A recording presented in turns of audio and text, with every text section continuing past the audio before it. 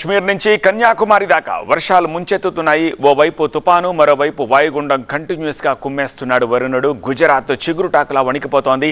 Arabia సముద్రంలో ఆస్నా తుపానుతోటి కుంభవృష్టి కురుస్తోంది. అరేబియా సముద్రంలో 48 ఏళ్ల తర్వాత ఏర్పడ్డ తుపానుగా తీర ప్రాంతాలని ఆస్నా హడలెత్తిస్తోంది. కొన్ని రాష్ట్రాలను సెప్టెంబర్ 5 దాకా ఈ వరద గండం వెంటాడబోతోంది.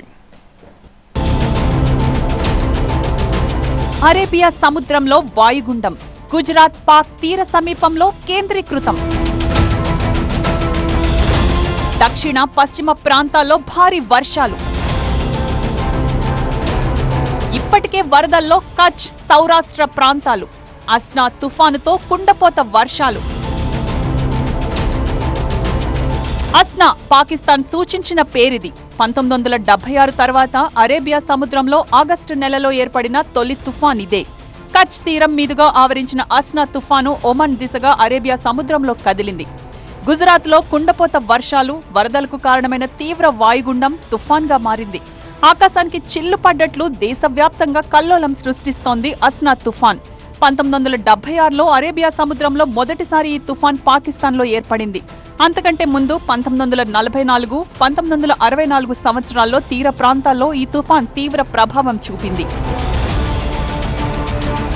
ఇప్పటికే భారీ వర్షాలతో గజగజ వణుకుతోంది గుజరాత్. దాదాపు 20,000 మందిని సురక్షిత ప్రాంతాలకు తరలించాల్సి వచ్చింది. 32 మంది దాకా ప్రాణాలు కోల్పోయారు. 1200 మందిని సహాయక బృందాలు రక్షించాయి. వరదల్లో 1000 మంది నిరాశ్రయులయ్యారు.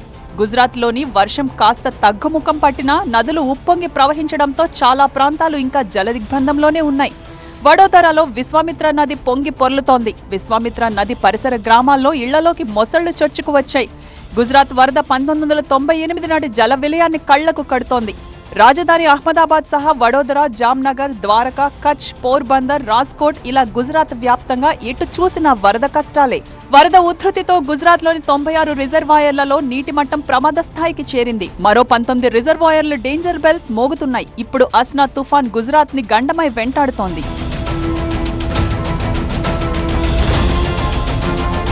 గుజరాత్లోని భుజ్కు 190 కిలోమీటర్ల దూరంలో కేంద్రీకృతమైంది ఆస్నా తుఫాన్. 24 గంటల్లో అది భారత తీరానికి దూరంగా వెళ్లిపోతుందని ఐఎండీ సూచించింది. వాస్తవానికి ఆగస్టులో తుఫాన్లు రావడం చాలా అరుదు. కానీ సముద్రాలు వేడెక్కడంతో ముందస్తుగానే తుఫాన్లు వచ్చి పడ్డాయని అంచనా వేస్తోంది. దక్షిణాదిలో తెలుగు రాష్ట్రాలతో పాటు కర్ణాటక, కేరళల్లోనూ భారీ వర్షాలు పడుతున్నాయి.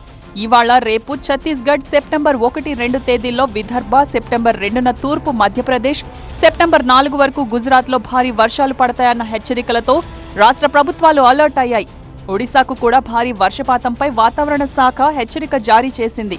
అస్సాం, మేఘాలయ, నాగాలాండ్, మణిపూర్, మిజోరాం, త్రిపుర సహా ఈశాన్య రాష్ట్రాల్లో సెప్టెంబర్ 3 వరకు భారీ వర్షాలు కురిసే అవకాశం ఉంది.